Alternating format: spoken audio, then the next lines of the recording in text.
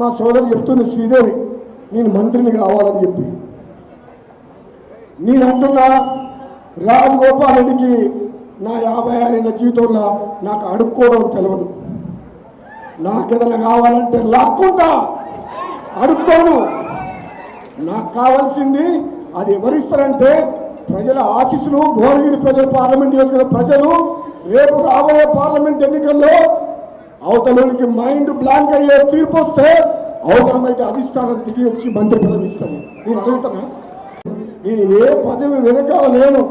మీ అందరి ఆశీస్సులతోటి, మీ అభిమానంతో, అధిష్టానం మీరు ఇచ్చిన తీర్పుతోటి వాళ్ళిస్తే తీసుకుంటా. అది కూడా నా కోసం కాదు, మీకోసం. నేను మంత్రి అయితే మావాడు నేను ఒకటి చెప్పిండు, నువ్వు హోంమంత్రి కావాలన్నాడు. అరే అట్లా అన్నక్కడ బాబు నేను హోంమంత్రి అంటే టీఆర్ఎస్ అందరూ చేయలేకపోతారని చెప్పిండు. కొంపదీసి హోంమంత్రి అయితే మాత్రం ఫస్ట్